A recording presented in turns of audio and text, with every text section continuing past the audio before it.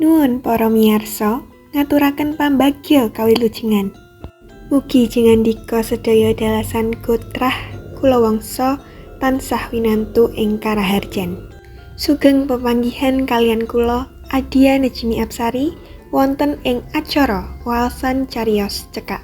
Wekdal punika sampun sumadya ngaturaken waosan cariyos kanthi irah-irahan drama Sababake Tyas. Seratanipun FX Subroto kapetik saking cerita cekak kalawarti Panjebar Semangat nomor 52 tanggal 17 Oktober 2019. Mugi atur waosan cariyos punika katampi kanthi reraning penggalih. Sugeng midhangetaken. Surat kabar padinan edisi dina Minggu kandele 28 kaca sing dibalangake dening loper koran saka njaba pager tumiba nang lantai teras. Tyas gage marani. Ora kok selak kepengin ngerti warta sing lagi aktual. Sing dijujuk malah kaca 10 sisih dhuwur iring kiwa. Ing ruang mau saben edisi dina Minggu ajeg kapacak rubrik kontak jodoh. Tyas nyinggelengi kanthi permati rubrik kasebut. Ing larikan dhuwur dhewe katulis Wisnu Murdono, Joko umur 31 taun, wiraswastawan. Golek pasangan urip wanita prasaja, humoris, pendidikan S1, umur ora kliwat 30 taun, kenya apa warondo. Ing ngisore, Maimunah, rondo umur 45 taun, mandiri, pinter masak, anak loro wis gede-gede. Golek pasangan duda umur 50 taun, duwe penghasilan ajeg, orang ngerokok, tanggung jawab, syukur kang wis ora duwe tanggungan anak. Ing ngisore maneh, Chandra Waluyo, jejaka etnis Tionghoa umur 40 taun, pedagang sembako. Golek pasangan urip kenya umur 30 sampai 35 taun. Rambut dawa, pakulitan putih mulus, seneng musik, ora boros, gelem diajak urip prasaja. Tekan larikan nomor 7 ora ana sing narik kawigatening Tyas. Basan tekan larikan nomor 13, Tyas anggone njlinggengi luwih permati. Diwaca alon-alon lan dibulan-baleni. Ing kono katulis Pratomo Haryo Subayu, duda umur 59 taun, pensiunan, anak telu wis mentas kabeh. Golek kanca urip wanodya, umur ora kliwat 50 taun, prasaja, kapribaden becik, bisa nampa kahanan sanyatane lan apa anane. Sabanjure Tyas wis ora ketarik maneh karo jeneng-jeneng sing kapacak ing sangisore. Mbuh apane sing narik, Tyas dhewe ora ngerti. Genea peserta rubrik kontak jodoh nomor 13 mau kaya-kaya kasil ngerebut atine. Ing pangrasane kaya ana wesi sembrani sing kuwawa nggeret telenging atine. Malah banjur tuwuh rasa sengsem ing jroning ati sanubarine. Kaya ana sing ngosikake amrih dheweke kudu cecedhekan karo pawongan sing Tyas dhewe durung weruh wujud lan blegere. Apa iki sing disebut misteri ngono kae? Batin atine kebak pitakon. Sawise jeneng mau distabilo warna ijo enom, rubrik kontak jodoh mau banjur digunting lan disimpen ing laci meja njero kamare. Data sing katulis ing rubrik kasebut ya mung cekak aos ngono kuwi.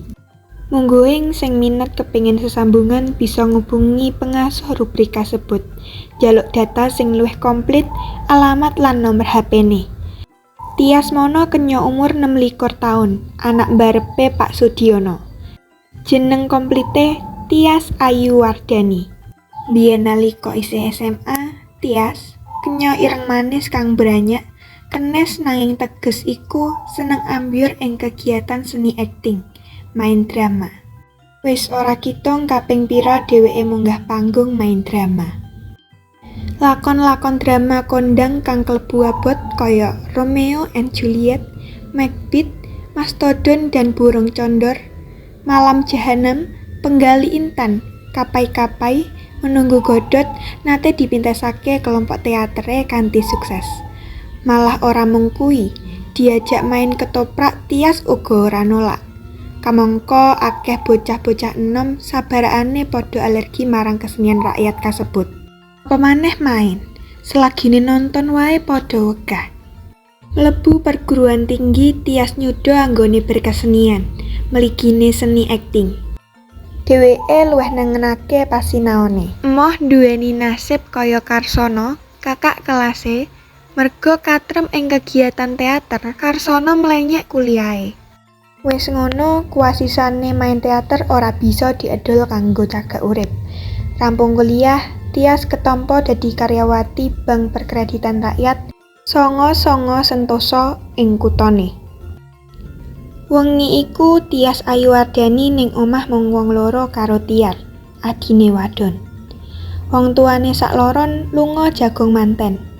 Karo nyekel guntingan rubrik kontak jodoh kang wis sawetara suwe sumimpen ing laci mejane, dheweke nyedhaki adine kang lagi njilinggungi televisi.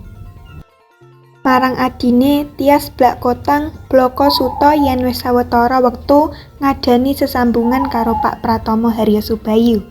Ya asma kang kacetha ing rubrik kontak jodoh nomor 13 kang wis dipulas stabile werna ijo mau. Ngosek-ngosek. Iki kowe main drama apa omong serius, Mbak? Kok ndagel banget to? Apa donyamu wis kukut? Ora kuwawa golek pasangan sing umur-umurane sak babak. Lah iki rak jomplang banget to. Kowe 26 kono 59. Takone Tiar semune ora percaya karo pratelane Mbak Yune. Aku wis suwe ninggal donya ning teater. Iki serius Tiar. Wis tak pikir dawa. Kepara dawi banget. Saiki aku njaluk wawasan lan panemumu. Wangsulane Tias tegas. Terus terang, Mbak. Nek iku serius, aku ora nayogyani. Saute Tiar ora kalah tegas. Karo maneh, bapak lan ibu tak sengguh ya padha karo aku. Akeh ora setujune. Lah nek sesuk dadi tenan, njur aku lek ngaturi piye? Mas, Pak, apa Pak D? Ujare Tias semu ngajak guyon. Karepe ambrih suasana dadi cuwer. Terserah, kowe arep ngaturi simbah ya ora ana sing menging kok. Apa Mbak Tias uga wis ngerti jaba jerone Pak Pratomo kuwi? Aja grusa-grusu lho, Mbak. Wis sawetara wektu anggonku PDKT. Aku wani gawe dudutan yen Pak Pratomo iku bakal dadi jatuh kromoku. Telenging atiku kondo yen piyambake iku mujudake pasangan uripku pilihane Gusti Kang Maha Asih. Kondone Tias. Ya wis kono lah, tak rasake kok malah saya ngladrah. Wong wae Mbak, yen kowe isih nganggep Tiar iki adimu, limbang-limbangen maneh sedyamu iku. Aku mau ngeman, aja nganti kowe nemoni cuwa ing dina mburi. Ujare Tias nandes. Ing kalodhangan mau, ing ngarepe adine, Tias buka biak lembaran uripe kang kurang berpihak marang dheweke. Kaping pindho Tias ngrajut sesambungan tresna karo priya kang umur-umurane sabaraan karo dheweke. Kaping pindho uga dheweke tiba kantep.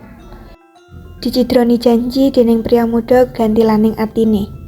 Sawetara taun kepungkur, Panji, priya bagus kang wis suwe dadi pasangane, ninggal prung ngono wae karan keciret rondo 6 tur sugih.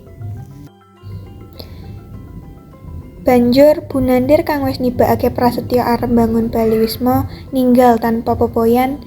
Jugarake prasetyane merga dening wong tuane digolekake jodoh kenya liya. Aku trauma Tiar. Coba yen imanku ora kukuh, pribadiku ora bakoh, mbuh aku dadi apa? Kondo ngono Tias karo ngusapi mripate kang kembeng eloh. Tak gegem kenceng piwelingmu Tiar. Dongakno wae muga-muga nggonku nibakke pilihan ora kleru. Ngono sambunge. Sesambungane Tias Ayuwardani karo Pak Pratomo Haryo Subayu, duda umur 59 taun iku tansaya rumaket. Yen sekawit mung winates kanthi kirim-kiriman SMS lan telepon-teleponan, saiki ningkat dadi patemuan adu arep dudu kumbang sing marani kembang nanging Tias sing ajeg ngapeli Pak Pratomo. Jagongan wawan pangandikan karo duda sepuh kang menep penggalihe lan sabar tindak tanduke, Tias ngrasakake ana swasana edum eyub seger. pindhone musafir nemokake oase ing tengahing segara wedi. Rasa pangrasane pratela yen sambungan mau kaya ana sing ngatur. Tias, apa sliramu wis mantep tenan yen ing dina samengko diwengku dening wong tuwek elek kaya ngene iki? Ngendikane Pak Pratama ing sawijining dina nalika kekarone mangan awan ing sawijining rumah makan lesehan ing jaba kutha. Yen gelo utawi cuwa, rak sampun wingi-wingi, Pak. Wangsulane Tias tegas. Yen ngono menawa sliramu wis mantep tenan, kapan-kapan bapak tak sowan wong tuamu. Bapak lan ibu rak ya wis pirsa bab iki to? Dereng, Pak. Nanging menawi kersanipun bapak ngeten, mangke dalu kula badhe matur bapak lan ibu. Aja tido-tido, Tias. Matura, kanthi mengkono aku uga ora madheg mangu ngenteni sliramu. Ujare Pak Pratama karo nyawang tajem mripate Tias. Bengine, kanthi ati mantep lan sangu tembung-tembung matis kang dirajut dadi ukura-ukura endah, Tias nedya matur bapak lan ibune. Pancen sasuwene iki wong tuwane sakloron durung ngerti bab anggone dheweke ngrajut sesambungan tresna karo priya sepuh kang umure kacek 33 taun kasebut lan luwih tuwa 9 taun katimbang Bapak Sudiono, bapake Tias. Hah? Kowe arep dirabi priya umur 59 taun? Walah apa ndonyamu wis rupak ta, Nduk? Lah nek mung kepengin duwe bojo, mbok wingi-wingi matur. Bapak rak yo isih bisa golekake. Sutanto putrane Mas Pringgo kae bola-bali nakokake kowe. Kowe pijer semoyo. Tias ora bisa wangsulan. Dasar Pak Sudiono mono klebu wong gedapan lan kakonaten. Kanthi rai abang mangar-mangar nelakake ora setujune. Tembung-tembunge sumuntak pindho grontol lutah. Coba pikiran Tias. Njur piye mengko alok ing akeh. Pak Sudiono kang umure 50 taun, duwe anak mantu umure 59 taun. Apa aku ora jigo pakewo? Kanthi kaya donya iki wis kentekan wong lanang nom, pokoke bapak ora nakyugyani sedyamu. Titik. Bubar mojar ngono Pak Sudiono mlebu kamar. Lawang kamar dibanting. Patemon nemoto Tias, bapak lan ibune ing wengi iku asile buntu. Ora nemokake solusi apa-apa. Tias lan ibune nangis sesenggukan bareng. Esok isih sepi nalika Mbok Rono bakul tempe mentah kaya padatan mlaku karo gendong tenggok tumuju pasar Krempyeng lor ringin pojok kampung. Esok-esok kok ana pawongan menek ngunggahi tower wesi kukuh kang ngadeg ngejejer dhuwure 20 meter. Sekawit wong wadon tuwa iku ora gagas. Pangirane sing menek mau mesti petugas sing kawogan. Kurang 50 meter saka menara tower Telkomsel ing pojok lemah pekarangane Pak D. Ahmad Satin, mripat tuwane nangkep sesawangan kang ora sabaene. Bareng ditamatake, sing menek tower mau jebul. Tias anake Pak Sudiono. Tangga cakete let 5 omah. Weruh sesawangan mau, Mbok Rono ngoplok. Sikil kekarone dengkelen. Takal dheweke bengok sarosane. Mbak Tias, sampean niku ajeng tindak pundi? Mandap, Mbak, mandap. Nek dewah pripun? Tulung. Bengoke Mbok Rono karo tangan kekarone tuding-tuding mendhuwur ngarah tower. Wong-wong kang omahe sacedhak tower gumruduk padha teka, ambyuk marani Mbok Rono sing awake isih ngoplok. Hah? Aku ora salah ndeleng iki. Sing ning dhuwur kae, Mbak Tias, putrane Pak Sudi. Ora suwe kanthi nafas krenggosan, Pak Sudiono uga teka disusul Bu Sudi lan Tiar, adine Tias. Ora beda karo Mbok Rono, prangguli adegan mau Pak Sudiono awake uga ngoplok, sikile dengkelen. Aloke sawenehe uwong sing padha teka kang saya suwe saya akeh. Dene Bu Sudiono teka langsung semaput. Dadi dabyangan wong akeh. Tias kang menek tower ing posisi 20 meter saka lumahing bumi tenang-tenang wae. Ora peduli marang panguwuhe wong akeh kang padha njaluk dheweke mudhun. Katon jempol tangan kiwane nutuli tut sapene. Wonten kalih perkawis, Pak, ingkang kedah panjenengan pilih salah satunggal. Kula wangsul wujud kunarpa menapa Bapak nayogyani sedya kula. namung wonten wekdal gangsal menit. Ngono SMS-e Tias sing dikirimake menyang HP-ne bapake. Pak Sudiono krasa HP-ne kang disaki ing sak klambi geter. Ana SMS mlebu, banjur ditiliki lan diwaca. Pranyata SMS saka Tias. Pak Sudiono njegreg. Pikirane putek. Ora kuwawa mangsuli SMS-e anake. HP nuli diwenehake Tiar. Wangsulana SMS-e Mbak Yumu, Tiar. Pripun wangsulane, Pak? Tulisan, Bapak setuju. Ngono wae. Pak Sudiono mangsuli alon. Esok iku drama sebabake Tias kuwawa gawe geger lan cingake wong sak kampung. Drama kang dipentasake ora nang panggung lan ora entuk aplaus saka penonton mau mungguhing Tias dirasa mujudake drama sing paling sukses. Mekaten menggah pungkasaning cariyos kanthi irah-irahan drama Sababake Tias. Mugi atur waosan cariyos punika saged dados panglipur sawatawis. Kula nyuwun agunging samudra pangaksami awit sadaya kakirangan dalah kalepatan anggen kula ngaturaken cariyos punika. Ing wasana kula nyuwun pamit ngantos pinanggih malih wonten ing waosan cariyos sanesipun. Mugi rahayu ingkang samya tinemu. Nuwun, matur nuwun.